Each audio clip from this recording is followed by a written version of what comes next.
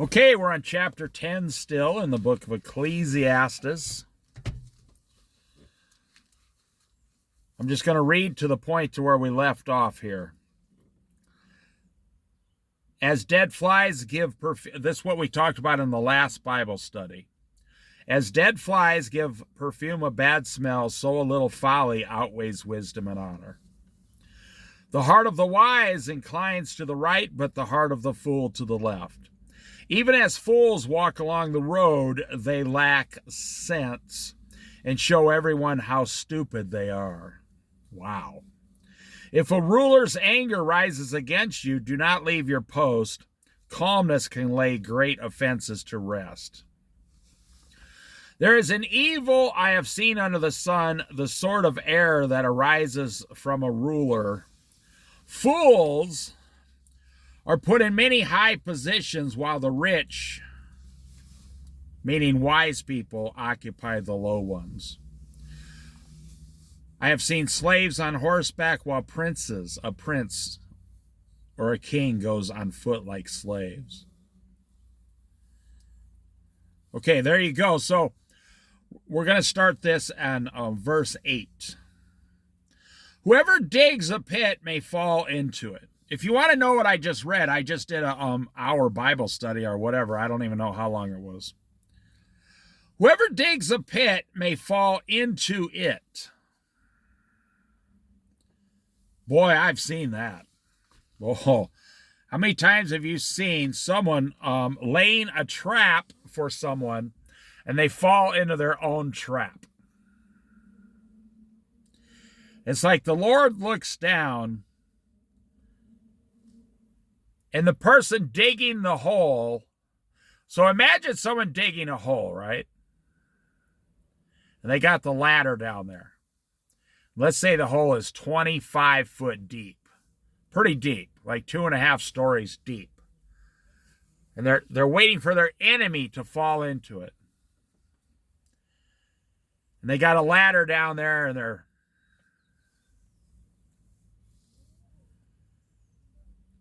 bringing the dirt up in buckets. Now they're completely done. They pull the ladder out. Let's say it's one man by himself. He pulls the ladder up. Goes and puts the ladder, a ways away back at the truck. Folds it up. Walks over to admire the hole he has dug for his enemy. And he slips and falls into the hole. Imagine that. I mean, just imagine. Whoever digs a pit may fall into it yourself. Whoever breaks through a wall may be bitten by a snake. Now, you may not understand in this verse, but it's up to God to decide who gets punished, who falls into holes and who doesn't. That's up to God. It says revenge belongs to the Lord. It's up to God to decide whether you're going to break through a wall or not. You see those videos on YouTube, these home invasions. 3 guys go up to some rich guy's door. And they're trying to beat the door down, and the guy is standing on the other side, the inside of the door, with like a 44 Magnum. And just about when they get the door broken down, he starts blasting away. Whoever breaks through a wall may be bitten by a snake. Well, why would you be breaking through a wall? Well, to rob someone.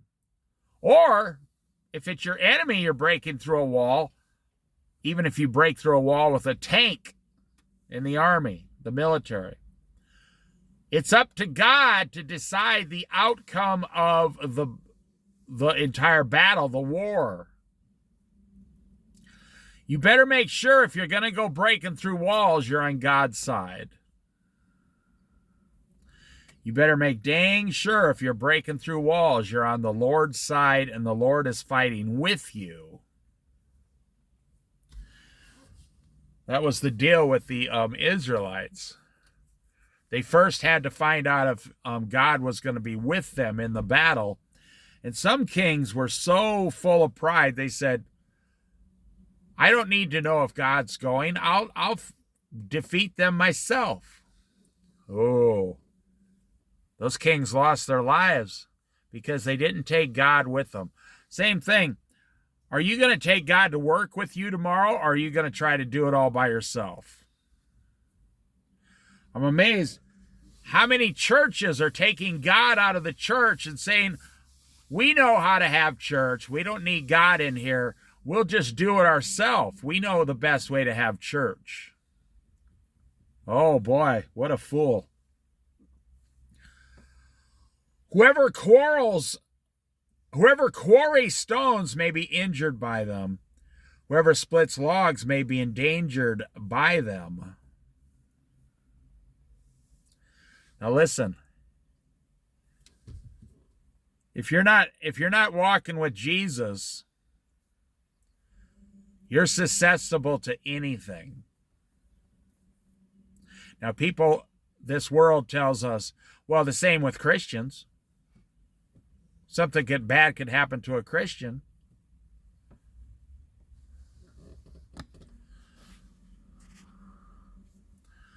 The Bible is very clear how God protects his children.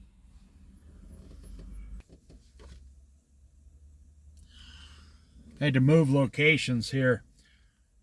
Whoever digs a pit may fall into it yourself. Whoever breaks through a wall may be bitten by a snake. Whoever quarries stones may be injured by them. Whoever splits logs may be endangered by them. You see, what I'm reading here, these examples are one after another, telling you,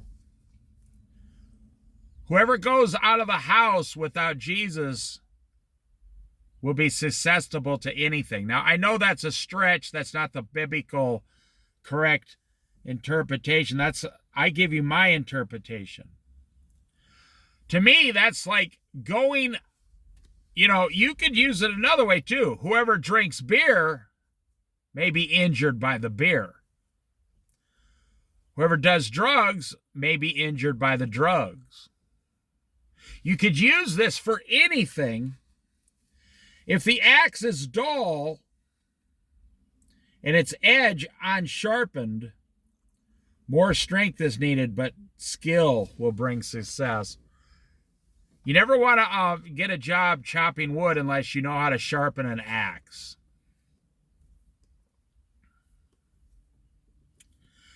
There were some men in the Bible Jesus spoke about. There were some men, and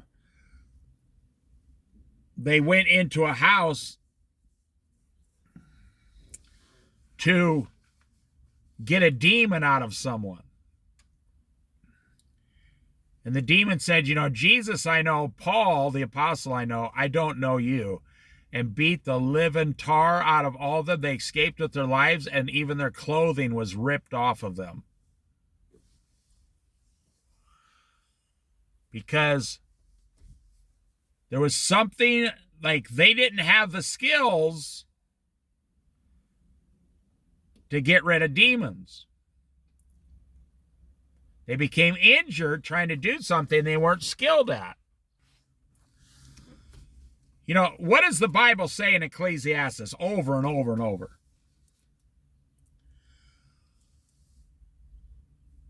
Enjoy the work of your hands. Find something your hands love to do that you will enjoy.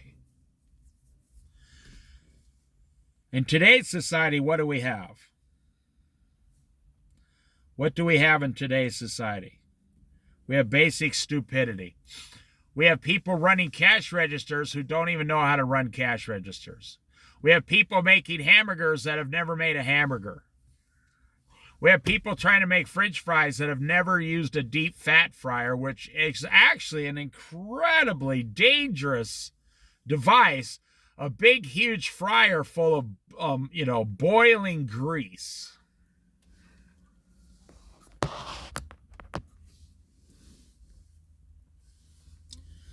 That's what I think part of this is alluding to. You want to improve your life? I just made a video about possibilities. You want to improve your life? And you got a job as a cashier? Become the best cashier that company has ever seen. Become the best at your machine. Become the cashier that trains all the other cashiers. Become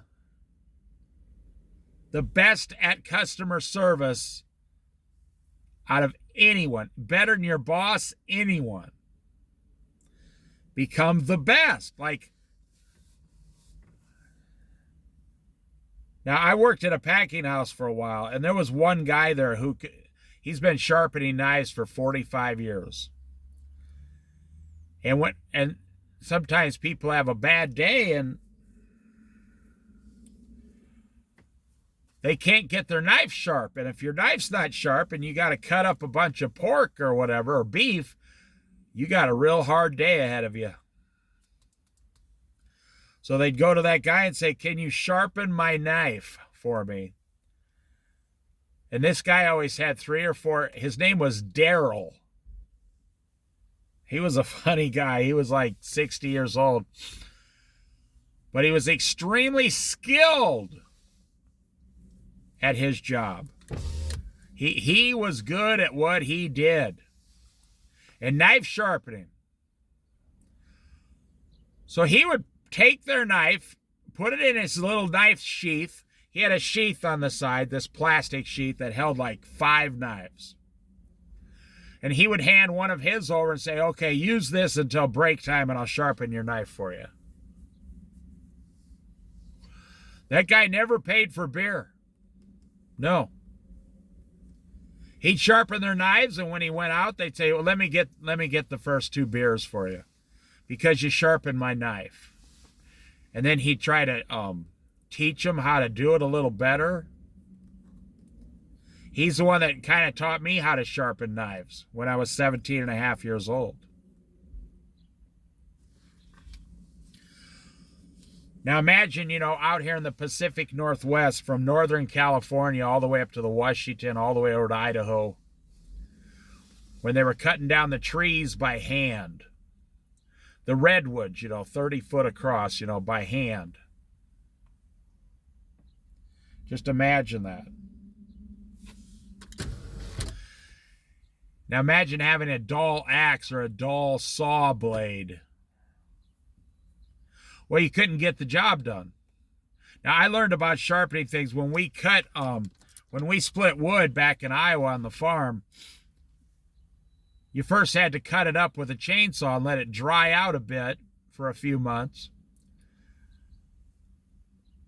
A chainsaw, the chain only lasts so long.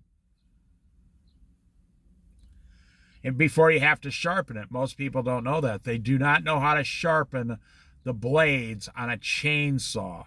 Today they make special machine that'll do it. But back when we were doing it, my dad had like a 1/4 inch file that would fit up under there perfect, and my dad would turn it a certain way and sharpen each little tiny blade on a chainsaw. He'd turn the chainsaw on. He'd turn it off, tighten it so he could get to it, and he'd sharpen each little. Now there's like 100 of those on a little blade, and he would sit there for 20 minutes and sharpen them, but then we could go back to work, and he would save time, see? We weren't wasting time. It saved time the rest of the day. That's what my dad knew. Words from the mouth of the wise are gracious, but fools are consumed by their own lips. That's kind of a funny cartoon picture. I seen a cartoon once where a guy's lips swallowed him. They went up over his head and swallowed him. That's kind of a good picture of what the Lord's saying here.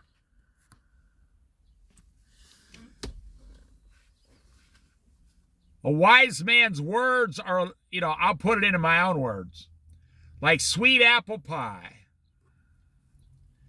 But a foolish man's words are like poison. Words from the mouth of the wise are gracious, but fools are consumed by their own lips. No grace. They just blurt things. They just keep talking. That's who Jesus spoke to all the time.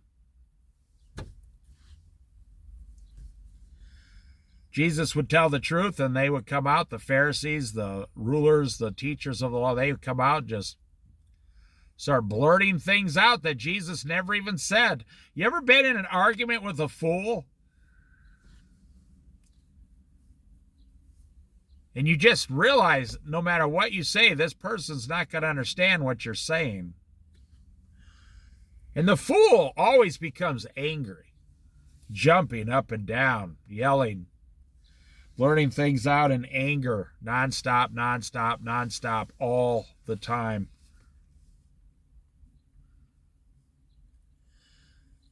At the beginning, their words are folly.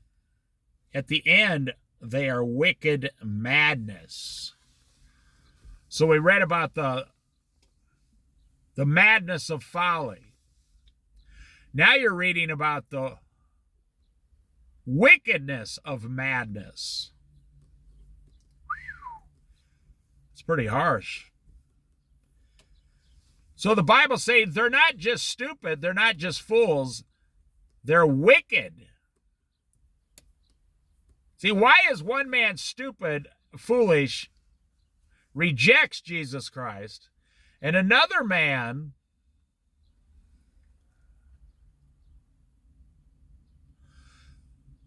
just calmly and gladly accepts Jesus Christ and all his blessings? Why is that?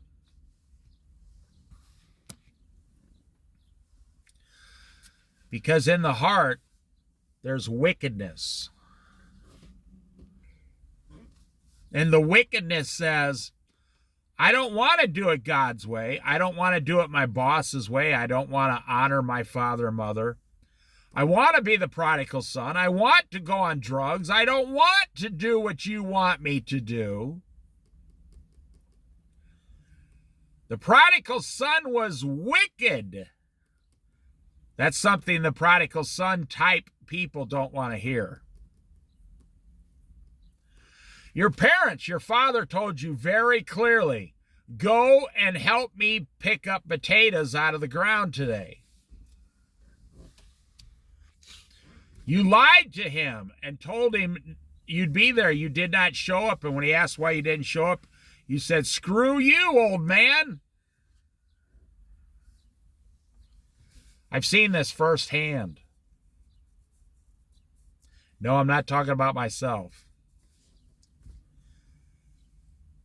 And then 40 years later, you still have problems with the way you never had a relationship with your father.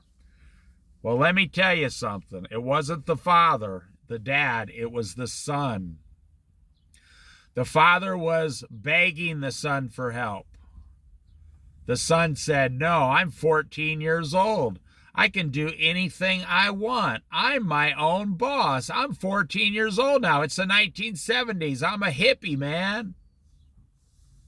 Okay, so the father did not want to break the son completely, so he let the son go and gave it to God. But 40 years later, the son still complains about his father, the way his father raised him. It wasn't the father, it was the son. If the son would have picked up the potatoes with the other son and the father, you would have saw how much fun we were having. And then you would have had a relationship with the father like the other sons who stayed to help had a relationship with the father.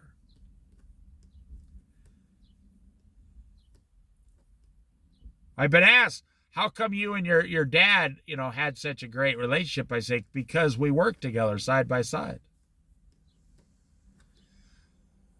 I picked up all those logs and put them in the log splitter.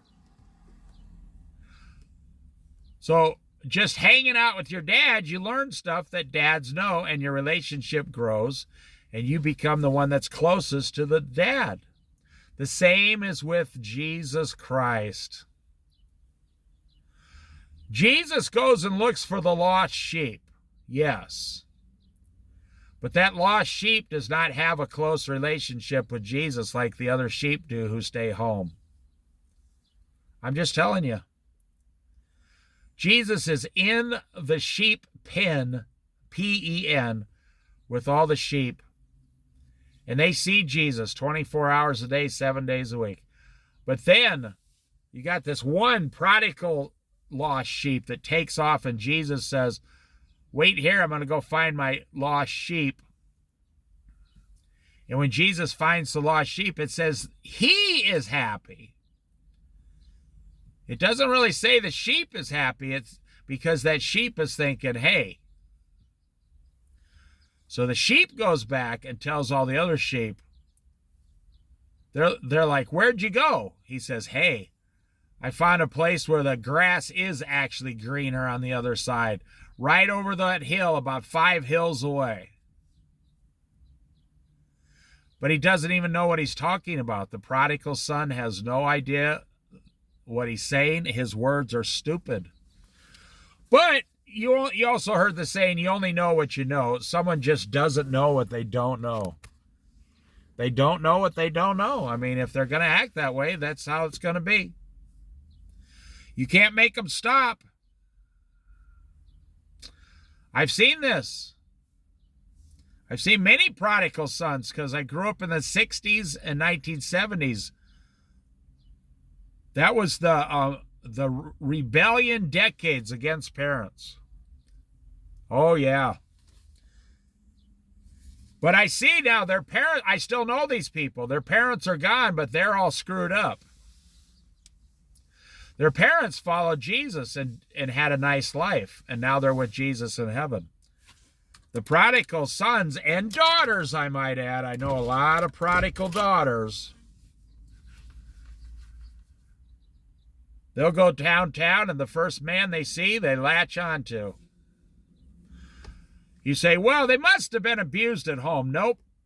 Sorry, wrong. I know many, many prodigal sons and prodigal daughters. Their parents were practically saints in the church. They did everything perfect. They never did anything against their child. They did everything they were told. The child just abandoned their own family. Straight up.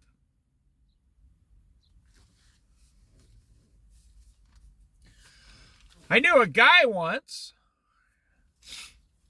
He sent his daughter to church and Catholic school, the whole works. Some hippies came through town on a bus. This is a true story. 2 days later, she left a note at the house, said, you'll never see me again. I'm moving to the West Coast. I'm 18 years old now. Goodbye. She moved out there with those hippies and joined a commune immediately. She wasn't being coerced. It was in her heart. She wanted to get off that farm and go ruin her life. She did not like her parents telling her to pick up the tomatoes or the potatoes or go get the eggs from the chickens. She said, nope. And someone saw or heard from her later in life she was not doing well. She was not with the hippie commune. You know, they all abandoned her, of course, like they always do. And she had 2 or 3 children, and she was single and struggling to survive. Yeah. She would be about 70 years old today. That one decision she made to abandon her family on the Iowa farm cost her the rest of her life. And she never, ever went back and saw her parents, not one time. There was no abuse there. Nothing like that. She didn't want to do the work.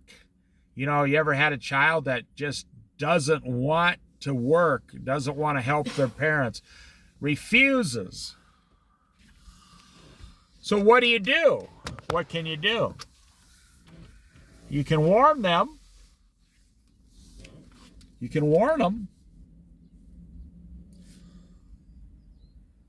Words from the mouth of the wise are gracious, but fools are consumed by their own lips. At the beginning, their words are folly. I thought that was going to say at the beginning their words start out wise, but then end up foolish. No, it starts right away saying as soon as they speak, the folly starts dribbling out of their mouth. Like poisonous water. At the end, they are wicked madness. And fools multiply words. Let's stop right there. Fools multiply words. I'm telling you, I've seen a lot of things that the Bible describes. You ask any minister, they'll tell you. The story, the prodigal son was not abused. He was being told to work. Just like the Bible.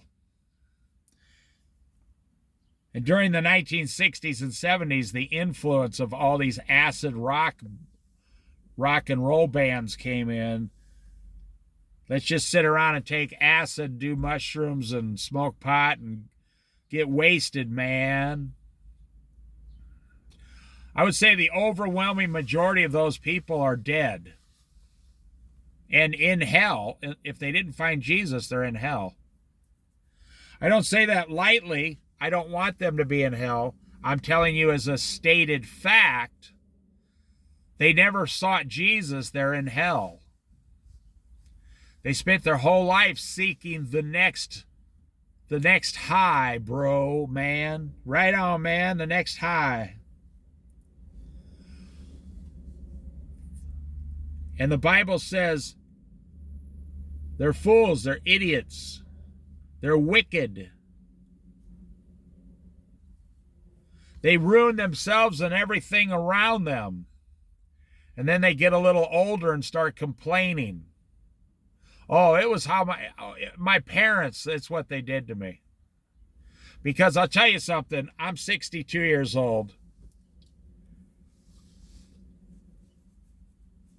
And if you get to the age of 60, over 60, and you're not already happy and joyful with Jesus, then I'm here to tell you by personal experience, by watching other people my age, you don't become, if you're not happy and joyful already by the age of like 55, you don't become more.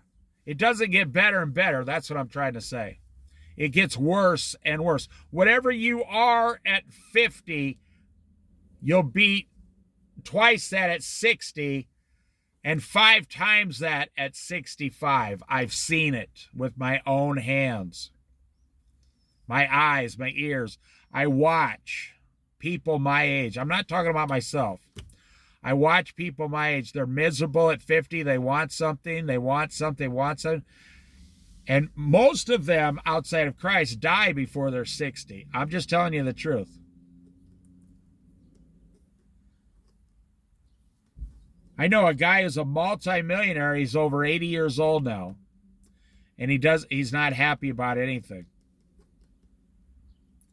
He doesn't follow Jesus and he's not happy. I'm telling you, it's straight out of the Bible. The man has no children, nothing.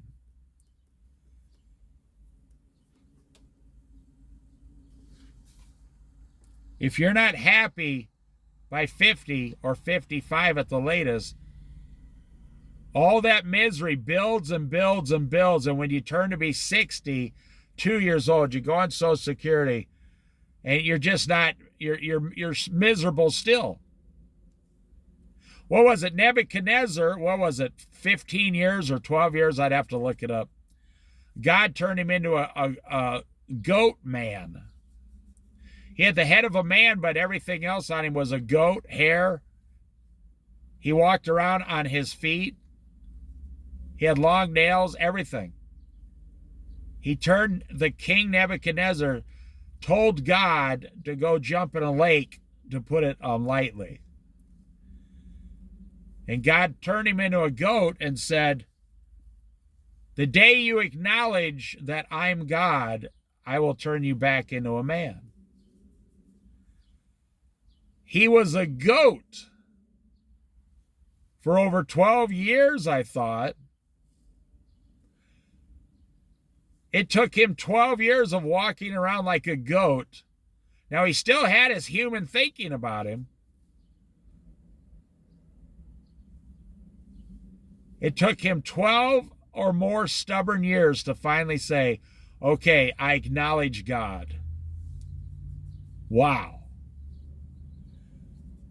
And people say the Bible is boring. No. God turned this man into a goat for refusing to acknowledge that God is sovereign, holy. Above all, that blows my mind. But the thing that blows my mind even more than that, it took him 12 years. It took him 12 years. I mean, wouldn't you get tired of being a goat after 1 or 2 years? So think about it. Well, that's the prodigal son. 40 years later, he still blames his parents. 40 years later, the girl still blames her mother over something that happened when she was 14 years old. The prodigal daughter, yeah,